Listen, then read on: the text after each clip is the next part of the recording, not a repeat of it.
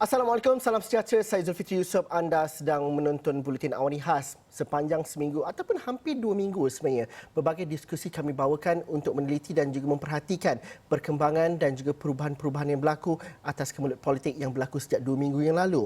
Akan tetapi, umum mengetahui bahawa semalam kita mempunyai peguam negara yang baru di mana Seri Paduka Baginda yang di-Pertuan Agong selaras dengan perkara Fasal 1, perkara 145 Perlembagaan Persekutuan, Seri Paduka Baginda yang di-Pertuan Agong telah memperkenan pelantikan Hakim Mahkamah Persekutuan Tan Sri Idrus Harun sebagai peguam negara yang baru untuk tempoh 2 tahun berkuat kuasa 6 Mac 2020.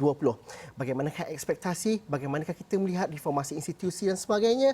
Itu yang saya akan bincangkan bersama dengan saudara Abdul Farid Abdul Ghafur, merupakan Presiden Badan Peguam Malaysia.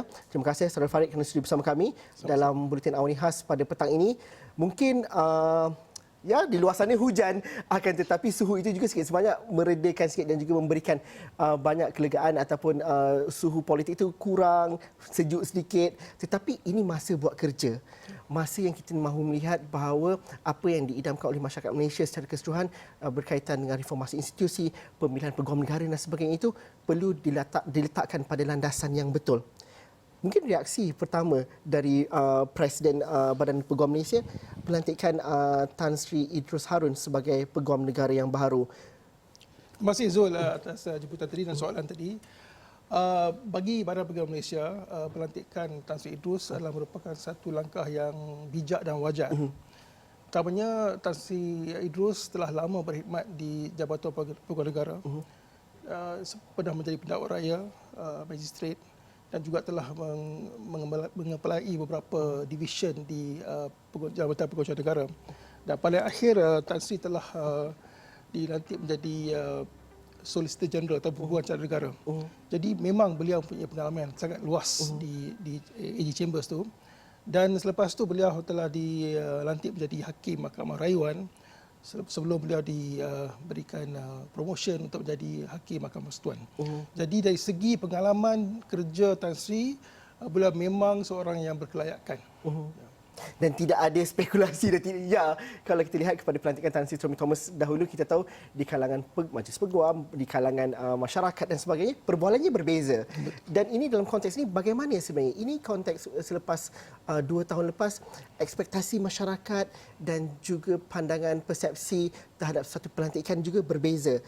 Kita mahukan ketulusan, integriti dan sebagainya. Akan tetapi bagaimana kita nak melihat bahawa dengan pelantikan semalam semuanya berada di satu arah dan juga landasan yang tepat. Okey, sebagai seorang peguam negara, Tan Sri Idrus diharap dan akan pasti melaksanakan tugas mengikut perlembagaan. Selain daripada peguam negara sebagai the Chief Legal Advisor to the Government, beliau juga memainkan peranan sebagai Public Prosecutor ataupun pendakwa raya. Jadi saya yakin segala kerja akan berjalan menurut apa yang telah dirancangkan dan saya pasti beliau dapat melaksanakan tugas beliau dengan baik. Bagaimana kita memahami? Rakyat mungkin mengetahui penjawatan peguam negara itu, tapi tugas ruang lingkup, saya rasa kita pergi 101 baliklah semula. Kerana itu perlu difahami, tugas peguam negara yang hakikinya bagaimana. Sebelum kita bercerita panjang lebar, persepsi dan sebagainya, tapi yang pentingnya ialah tugas itu sendiri. Kerana masyarakat pada hari ini kadang-kadang terlalu baru untuk mengetahui dan juga mengelapasi jargon-jargon dan juga tugas dan juga fungsi itu sebenarnya. Untuk diskusi petang ni, mungkin kita berundur sedikit ke garis permulaan itu. Memahami tugas seorang peguam negara itu. Sebenarnya tugas peguam negara adalah satu tugas yang sangat luas. Ianya merangkumi dua division ataupun dua perkara. Pertamanya adalah sebagai penasihat undang-undang kepada kerajaan. Pertama, yang kedua ni adalah sebagai pendakwa raya seperti yang saya katakan tadi. Yang pertama tu sebagai penasihat undang-undang untuk kerajaan, mereka mengempelai banyak division ataupun cabang-cabang dalam Jabatan Peguam Negara sendiri. Daripada Jabatan Penasihat, Jabatan Pengubalan Undang-Undang, Jabatan Antarabangsa, dan saya kira lebih kurang 20 division lah di situ. Jadi memang kerja tu memang luas sebenarnya. Memang luas. Kalau seorang individu nak lakukan bukan senang. Sebab tu peguam Jabatan Peguam Negara dianggap sebagai the biggest legal firm in the country. Saya kira 3,000 orang peguam di situ. Jadi memang everyday kerja mereka memang rumit. Kami banyak berhubung dengan pihak AGC dan mereka kerja dalam waktu yang panjang lah. Kadang-kadang kita terima email tengah malam, 2 pagi, 3 pagi dan sebagainya. Jadi memang kerja memang luas dan memang rumit. Bukan senang. Bukan senang. Tetapi dalam tuntutan yang banyak itu, cabaran semasa juga berbeza dengan satu ketika dahulu. Tuntutan masyarakat dan juga masyarakat sivil juga cukup berbeza. Pandangan saudara Farid. Okey, kita tahu kalau dibandingkan dengan 3-4 tahun lepas, masyarakat Malaysia more exposed to things, lebih banyak pendedahan kepada perkara-perkara. Of course, yang pertamanya adalah luar lingkup internet. Internet sebenarnya memberikan masyarakat lebih banyak maklumat. Ada maklumat yang benar, ada maklumat yang tak benar. Tapi hakikatnya masyarakat umum mempunyai banyak lagi ilmu kalau dibandingkan dengan masa yang lepas. Jadi apabila ilmu bertambah, maka pengharapan atau expectation mereka juga bertambah. Jadi dalam keadaan tersebut memang setiap langkah yang diambil oleh Jabatan Peguam Negara ataupun pegawai-pegawai kerajaan sendiri sedang diperhalusi atau sedang ditonton oleh masyarakat. Dan seperti yang saya katakan, pengharapan mereka ini bertambah. Jadi memang suatu saya ni tak heran orang kata kan, memang akan berlaku perkara tersebut. Tapi dalam situasi itu, konteks memahami perjalanan dan juga memahami fungsi peguam negara itu, mungkin pintu masuk masyarakat itu berbeza-beza. Ada yang mempunyai latar belakang ilmu perundangan, pengamal undang-undang, mungkin akan ada bab atau isunya sendiri. Tapi daripada masyarakat terbanyak, mungkin pemahaman terhadap fungsi dan juga struktur itu masuk daripada isu-isu politik, daripada kritikan ahli-ahli politik dan sebagainya. Tadi Tuan menyebut mengenai bahawa benar kita mendapat akses maklumat yang luas, tapi adakah masyarakat secara keseluruhannya memahami konteks perundangan dan struktur perundangan itu secara tepat, ataupun mungkin pemahaman itu seperti saya katakan, ianya masuk dalam pintu-pintu yang berbeza, yang mungkin persepsi itu akan ada juga. Jangan katakan masyarakat umum, malah peguam sendiri pun bukan semua yang tahu. Kan kami sendiri pun, saya sendiri pun, pendedahan saya terhadap Jabatan Peguam Negara cuma timbul selepas saya mengikuti majlis peguam. Sebelum itu saya tahu tugas utama seorang peguam negara adalah untuk menasihatkan kerajaan dan juga melakukan pendakwaan. Tetapi apabila kita berurusan dengan mereka, baru kita tahu banyak cabang dia. Jadi bukan senanglah nak faham semua tu. Melainkan kalau saya terang satu persatu mungkin saya suntuk tak habis. Memang banyak division. Selain daripada itu, Jabatan Peguam Negara juga menjadi penasihat undang untuk setiap negeri. Setiap negeri ini ada penasihat undang negeri dan mereka juga adalah kita daripada jabatan diseconded daripada Jabatan Peguam Negara. Jadi memang tugas tu memang rumit, meluas dan untuk saya tidak boleh untuk masyarakat tidak faham fungsi mereka, it's not a surprise lah. Memang tidak sesuatu yang mengejutkan. Kenapa? Kalau dapat dilihat, adakah? Kerana itulah, seperti yang katakan, cabang mereka banyak. Apabila timbul kes Batu Putih, kalau kita ingat, ada divisi antarabangsa yang mengendalikannya. Sedangkan mereka specialise in the area. Mereka memang khusus di situ dan mereka tahu apa yang mereka lakukan. Kalau dibandingkan dengan mungkin pendakwa ataupun DPP di mahkamah, bila tugas mereka berlainan. Jadi untuk masyarakat sendiri nak faham memang susah. Tapi kebanyakan pemahaman masyarakat ni berkisar pada mahkamah, kes-kes jenayah. Contohnya kenapa satu kes ni pendakwaan tidak dilakukan, ataupun kenapa pendakwaan ditarik balik dan sebagainya. Itulah kefahaman umum masyarakat tentang fungsi Jabatan Peguam Negara. Saya ingin menyebut mengenai perkara itu kerana kita tidak boleh menafikan an elephant in the room bahawa kita sepanjang 2 tahun lepas kita mahu melihat kepada reformasi institusi. Sesuatu perkara yang tidak sensasi, tidak cukup seksi untuk masyarakat faham. Walaupun ada tuntutan dan juga ada kemahuan daripada masyarakat bahawa itu perlu dilakukan dan juga ditambah baik. Tapi dalam masa yang sama juga dalam konteks 2 tahun ini, pemahaman masyarakat terhadap reformasi khususnya dalam institusi perundangan terpalit dengan perkara-perkara yang berbentuk sensasi daripada kes inquiry Allahyarham Muhammad Adib sehinggalah kepada KS LTTE dan sebagainya. Jadi ini ada 2 tugas ataupun 2 section ataupun perkara yang perlu diuruskan. di mana kita nak menuju ke hadapan? Kita berhenti lihat seketika dahulu, kita jawab soalan itu selepas ini, kerana ada perkara kita tidak boleh menafikan bahawa ada desakan daripada masyarakat, ada kes-kes tertentu ataupun cara sesuatu perkara perlu ditangani dan juga diberi pemahaman kepada mereka. Dalam masa yang sama, ada juga perkara-perkara yang sensasi. Ada juga perkara 1MDB contohnya. Masyarakat akan kata, bagaimana ini akan diteruskan dan sebagainya. Apa kerja dengan peguam negara dan sebagainya. Mungkin itu perkara yang kita perlu relax sekejap, minum air sikit petang ni untuk kita fahami dalam konteks yang sebenarnya dan lebih rasional bagaimana. Itu kita bincang selepas ini, kita berhenti lihat seketika dahulu.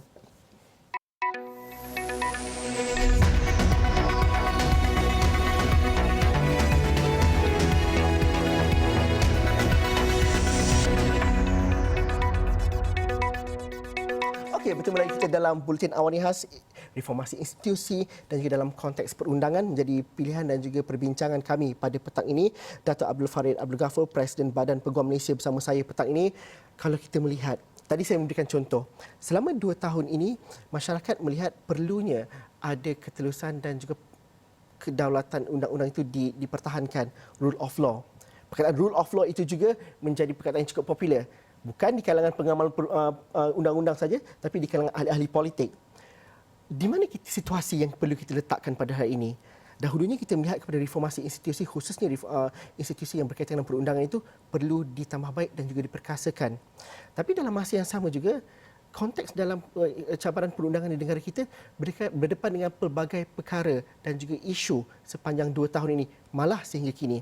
Dari kes 1MDB, cerita mengenai Allahyarham Muhammad Adib, ada pula cerita mengenai LTTE di penghujungnya. Kalau dilihat kepada sepanjang di bawah Tan Sri Thomas, kita nak melihat, kalau saya sebagai rakyat biasa, kita nak melihat di mana kita nak letakkan yang sepatutnya perjalanan institusi ataupun di mana kita letakkan institusi perundangan itu di tempat yang sebetulnya. Kerana kita akan mendengar banyak debat, diskusi, argumen dan sebagainya. Tapi kalau rakyat yang terbanyak, yang betulnya adalah apa? Okey, Dr. Zul, selepas Pakatan Harapan ini sejarah sikitlah mengambil alih kerajaan, mereka telah menubuhkan Institutional Reform Committee, satu jawatankuasa untuk mereformasikan institusi di Malaysia. Dan dalam semasa itu semua stakeholders termasuk Badan Peguam Malaysia telah dijemput untuk memberikan pandangan masing-masing. Dan kami telah memberikan pandangan. Dan salah satu pandangan tersebut adalah untuk memecahkan Jabatan Peguam Negara pada 2 bidang. Satu adalah sebagai Peguam Negara, iaitu penasihat undang-undang kerajaan. Satu lagi adalah Jabatan Pendakwa Raya, diasingkan supaya tidak ada konflik. Dan mereka juga boleh menjalankan pengkhususan. Kerana kalau kita lihat sekarang ni, contohnya pelantikan Tan Sri Thomas, pada penghujung-penghujung tadi yang seperti mana Cik Zul katakan, bahawa terdapat isu-isu yang dijadikan sensasi. Tetapi kita cuba menonton, kita melihat. Tapi apa yang berlaku di dalamnya, kita tahu. Mungkin Tan Sri telah membuat, saya yakin Tan Sri telah membuat keputusan mengikut apa yang ada di hadapan beliau. Kerana apabila suatu siasatan dilakukan, terdapat IP. Pihak polis membuat siasatan dan dihantar kepada pihak peguam negara untuk mengkaji sama ada pertuduhan perlu dilakukan atau tidak.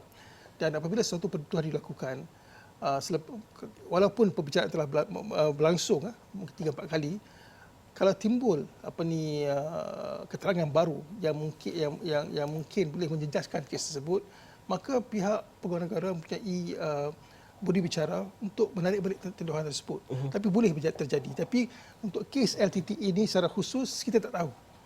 Kalau tanya saya tahu. Cuma Majlis Peguam pada masa itu kami telah mengatakan apabila mereka ditahan, kami telah mengatakan bahawa kalau mereka ditahan, mereka perlu disiasat dan sehingga mereka dituduh ataupun selepas mereka dituduh perlu diberikan jaminan supaya mereka boleh keluar, dan kalau ada tuduhan mereka boleh dihadapkan ke mahkamah semasa bicara, bukan ditahan secara berterusan. Saya rasa 3 bulan lebih kurang, lepas itu dilepaskan begitu saja kan. Jadi hak seseorang rakyat untuk hidup bebas telah terjejas akibat daripada apa yang telah berlaku. Tapi dalam aspek itu, rakyat ramai melihat bagaimana. Kerana itu penting juga antara persepsi, pemahaman sesuatu perkara yang sejelas-jelasnya. Literasi perundangan di negara kita mungkin tidak begitu, nak kata tinggi, mungkin skalanya masih lagi rendah. Betul. Kerana Cik Zul, bidang perundangan tersebut sendiri sangat luas. Dan yang menjadi, kalau dilihat kepada tempoh itu, mungkin hal-hal berkaitan dengan pendakwa raya yang lebih dominan. Betul. Dan of course lah, banyak perkara dalam Malaysia ni, banyak perkara sangat dipolitikkan. Setiap perkara dilihat dalam lensa politik. Maka bila dilihat pada lensa politik, maka kita punya persepsi yang berbeza, persepsi masing-masing. Jadi persepsi kita lah akan memandukan untuk kita membuat keputusan sama ada betul atau tidak, ataupun suatu perkara tersebut dilakukan secara betul atau tidak. Jadi banyak orang kata ni dikaitkan dengan persepsi masing-masing. Tapi sebagai badan peguam ataupun kami di bawah Akta Legal Profession Act, Akta Undang-Undang Peguaman, kami punya tanggungjawab untuk berbicara mengenai hal-hal yang berkaitan undang-undang. Dan we advocate rule of law, kedaulatan undang-undang. Jadi itulah tugas kami. Tapi kadang-kadang orang tanya kenapa Majlis Peguam come out with this statement atau that statement, tapi we have to see based on law sahaja. Apa yang undang-undang ada peruntukan ataupun apa yang lacking dalam undang-undang. Cuma perkara itu saja yang kita boleh cakap. Jadi itulah persepsi itu masing-masing berbeza. Malah dalam kalangan peguam sendiri pun persepsi yang berbeza-beza. Ada juga blok-blok tertentu. Tapi akhirnya itu mungkin kita melihat kepada apa yang sedang berlaku dan juga telah berlaku menuju ke hadapan cabaran Tan Sri Muhyiddin Yassin sebagai Perdana Menteri juga, itu juga ikrar Tan Sri Muhyiddin untuk memastikan nilai-nilai integriti dan juga reformasi institusi itu diteruskan. Dalam aspek itu, bagaimana kita menilainya? Dan sudah pasti ini perkara yang paling kehadapan sekali. Sehinggalah kita melihat kepada pembentukan kabinet dan sebagainya, ini perkara yang rakyat tunggu. Dan juga itu juga yang dijanjikan oleh Tan Sri Muhyiddin Yassin.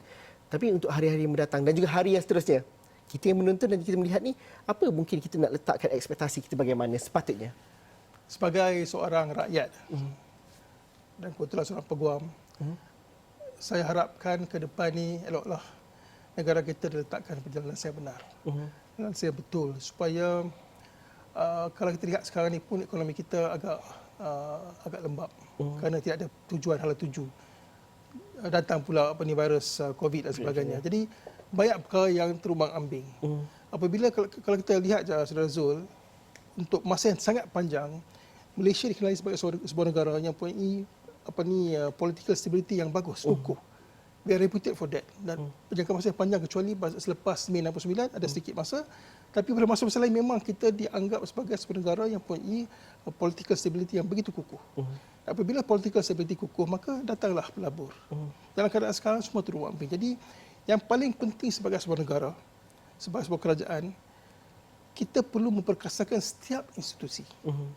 Tak kira institusi apa sekalipun, perundangan ke, kehakiman ke, semua kena perkuatkan. Alhamdulillah sekarang ni kita nampak Jabatan Kehakiman ataupun di bawah Ketua Negara sekarang ni, Tan Sri Tengku Maimun, telah mengurat langkah yang bagus, yang alasan yang betul. Dan banyak kami di peguam sendiri, banyak kami dijemput untuk bertanyakan pendapat kami. Jadi something good. Jadi mereka mengengage dengan stakeholder. Jadi kita rasa seronok dengan keadaan tersebut.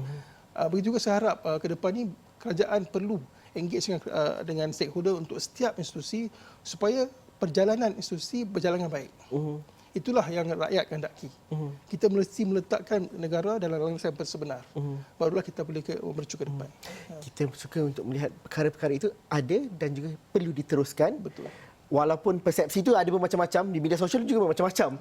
Akan tetapi bagaimana kita nak melihat akhirnya nanti apa yang telah dilakukan yang bagus diteruskan dan juga perkara yang mungkin dijanjikan yang diharapkan oleh rakyat Malaysia yang belum lagi digerakkan. Itu kita bincang sebentar lagi. Boleh. Sikit lagi masa. Kita berhenti rehat seketika dahulu. Kita jumpa lagi selepas ini. Okay.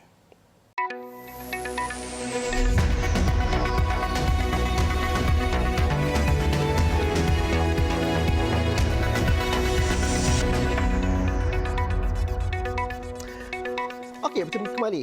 Datuk, kalau kita nak melihat, mungkin dalam masa seminggu, ini adalah hari minggu yang pertama Tan Sri Muhyiddin Yassin dilantik sebagai Perdana Menteri. Saya ingat lagi Sabtu lepas, beliau dilantik sekitar jam 4.30 begitu. Apa perkara yang kita perlu nilai Tan Sri Muhyiddin yang komited untuk memastikan bahawa reformasi institusi itu dapat dilakukan? Minggu ini kita akan melihat banyak pelantikan seperti Peguam Negara, mungkin nanti akan lihat kepada pelantikan Ketua Pesuruhjaya SPRM dan sebagainya, ada yang letak jawatan. Jadi bagaimana kita nak melihat itu cerita daripada posisi daripada penjawatan, akan tapi daripada reformasi institusi itu, apa kita sebagai rakyat nak check and balance sebenarnya? Okey, bagi pihak bagi Jabatan Peguam Negara, seperti yang saya katakan tadi, perlu dipisahkan, itu saja. Tapi untuk waktu ini, saya rasa Tan Sri Idrus harus meneruskan kerja yang sedang berjalan, itu sahaja. Tidak perlu nothing to be done on his part. Jadi Reformasi itu adalah daripada kerajaan. Ya, kerana untuk pisahkan Peguam Negara dengan pendakwa raya, perlu diadakan amendment to the constitution. Jadi they'll take time. Tapi untuk masa ini, saya rasa Tan Sri Idrus boleh teruskan tugas beliau, dan sebagai orang yang datang daripada Jabatan Negara, saya rasa tak sukar sangat untuk beliau. Boleh tahu apa yang ada di sana, dan beliau perlu mendapatkan sokongan daripada semua pejabat awam di situ dan meneruskan kerja yang baik, itu saja. Ya. Dalam konteks yang lain pula, seringkali kita melihat bahawa pemisahan kuasa antara eksekutif dan juga perundangan itu perlu dilakukan. Tapi ini juga perkara yang sering diletakkan sama ada persepsi atau realiti, itu perkara yang masyarakat akan melihat bahawa sejauh mana sebenarnya install rule of law dan sebagainya. Dalam konteks itu, bagaimana perkara itu perlu diletakkan dengan jelas supaya ini tidak dipolemik, sekiranya kalau dibuat dengan betul dan sebagainya. Apa perkara yang rakyat marhain seperti kami ini perlu faham, oh ini betul, ini mungkin. Okey, sistem tadi cara Zul bertanya tentang pemisahan di antara eksekutif dan juga perundangan. Tapi memang terpisah, siap terpisah. Kerana dalam cabang negara kita ni, kita 3 cabang. Parlimen, kerajaan dan eksekutif dan juga perundangan. Jadi perundangan memang asing, memang terpisah. Cuma Jabatan Peguam Negara ini adalah satu daripada jabatan dalam kerajaan eksekutif. Jadi eksekutiflah yang drive ataupun memacu jabatan tersebut. Jadi as far as mahkamah is concerned, mahkamah memang asing. Dia memang jalan yang landasnya sendiri. Malah pelantikan hakim pun sekarang ni ada JAC, Judicial Appointment Commission, mereka yang memberikan peranan siapa yang perlu dilantik sebagai hakim, pergi ke Perdana Menteri mengangkat ke Tuan Tuan Di-Pertuan Agong. Itulah, itu memang tak ada masalah di situ. Kita bercerita mengenai bagaimana reformasi institusi ini bukan tertakluk kepada stakeholder yang eksklusif tertentu. Ianya domino, berkaitan antara satu sama lain. Betul. Kita bercerita mengenai cabaran kita hari ini ialah menghadapi COVID-19, dan juga dengan COVID-19 itu juga memberikan kesan secara terbesar kepada ekonomi, dan seterusnya memberikan kesan kepada lifestyle ataupun kos hidup rakyat dan sebagainya. Bagaimana rakyat mungkin tidak melihat kepada reformasi institusi ini sesuatu yang dekat kepada mereka. Kerana saya akan bertanyakan apakah gaji saya bertambah di hujung bulan ini ataupun apakah makanan yang saya akan dapat. Dan itu kadang-kala menjadikan perkara-perkara seperti reformasi institusi ini bukan agenda utama. Kalau dijadikan agenda utama pun, ianya tidak memberikan political mileage yang cukup besar kepada siapa yang mendepani ataupun cuba untuk mengetuainya. Dalam konteks itu, bagaimana kita nak melihat, dan juga ini perlu saling hubung, masyarakat perlu faham adakah ini perlu masa, adakah ini boleh dilakukan dengan pantas, dan juga bagaimana kalau kita didatangi maklumat, kita perlu tahu untuk meletakkan pemahaman kita yang jelas. Memang benar untuk masyarakat umum yang paling penting adalah keperluan asas. Yang pertamanya sumber kewangan, tempat duduk, tempat tinggal, sebagainya, kerjaan. Jadi memang itulah keperluan asas. Tapi pada masa yang sama, kita tidak perlu menunggu supaya semua tu selesai baru kita boleh buat reformasi. Tidak boleh. Everything has to go in tandem. Kena berjalan secara serentak. Barulah kita boleh nampak ada perubahan untuk negara. Kalau kita tunggu semua rakyat kita ada kerja, semua rakyat kita ada makan cukup, semua rakyat kita ada tempat duduk dan sebagainya, masalah lah. Perkara itu tidak dapat dipenuhi kalau urusan admin tak bagus. Memang. Jadi memang betul. Jadi semua ni harus berjalan serentak. Barulah kita akan dapat hasilnya. Jadi memang rakyat tu terpulang dari masing-masing. Cuma apabila mereka selesa, barulah mereka fikirkan tentang the next level. Jadi kalau perkara asas, paling penting adalah perkara asas. Mereka perlukan wang untuk kelangsungan hidup. Yang itu paling penting. Jadi the next things comes next. Tapi pada masa yang sama, setengah rakyat dia tak kisah. Dia nak perubahan juga. Jadi bagi saya perlu bergerak secara orang kata ni in tandem lah. Barulah yang saya nampak untuk jangka masa panjang akan ada perubahan. Dengan melihat kepada kehadapan, harapan mungkin selaku Presiden sendiri di bawah Kaunsil dan juga sebagai rakyat Malaysia, bagaimana kita nak melihat masa-masa akan datang, bagaimana apa yang perlu dilakukan, arah mana negara ini perlu pergi? Okey, untuk tempoh 2 minggu lepas, memanglah sebagai peguam pun kami telah belajar banyak perkara baru. Kerana undang-undang perlembagaan, kebanyakannya kita baca dalam buku saja, teori. Jadi praktikal, minggu lepas banyak perkara yang berlaku. Ni pengamal undang-undang sendiri pun revision balik. Memang kami kena buka buku. Dan kerana selama ini kita belajar teori saja ikut buku, tapi sekarang ni telah berlaku di pemantauan kami sendiri. Jadi kami perlu memahami apa yang telah berlaku. Jadi kehadapan sebagai seorang rakyat, yang paling penting seperti yang kami telah keluarkan press statement ataupun siaran akhbar, kami minta di politik berfikir rasional. Pentingkan kelangsungan negara lebih daripada kepentingan diri sendiri. Jadi duduk berbincang, cari jalan penyelesaian supaya negara tidak terjejas. Kalau kita lihat sebelum ni pun, walaupun Pakatan Rakyat dan Pakatan Harapan telah memenangi kerajaan tahun lepas, tapi baik sebelum masa tu ataupun selepas tu sampai ke hari ini, politik adalah secara berterusan politik is happening. Jadi sebab bila nak berpolitik, sedangkan kalau negara lain, cuba UK dan US, dia masa belajar dia berpolitik lah, lepas tu dia jalan kerja dia. Kerja masih kena jalan. Ya, kena jalan. Jadi kalau seorang ahli politik, seorang Perdana Menteri, seorang menteri kabinet, tiap-tiap hari nak bincang soal politik, sebab bila nak politik nak habis? Takkan habis. Jadi mereka perlu memastikan bahawa yang penting didahulukan dulu. Kelangsungan negara, yang itu paling penting. Kita for far too long menjadi sebuah negara yang hebat, dihormati rakyat, satu seluruh dunia menghormati kita. Sekarang ni kita tengok mata wang kita telah jatuh merudum. Jadi there will be no ending kalau kita masih nak berterusan berpolitik. Jadi saya mintalah ahli politik supaya pandang ke depan, janganlah ingat sangat jawatan dan juga sendiri, kuasa dan sebagainya. Itu yang kita harapkan juga. Ini masa buat kerja dan kita juga masih lagi kena bekerja. Betul. Terima kasih Datuk kerana sudi bersama kami dalam Bulletin Awani Khas pada petang ini. Terima kasih kepada anda yang menonton. Teruskan bersama kami. Sebentar lagi ada diskusi dan sebagainya yang akan kami bawakan di seluruh platform kami. Sekian, Assalamualaikum warahmatullahi wabarakatuh. Kita jumpa lagi.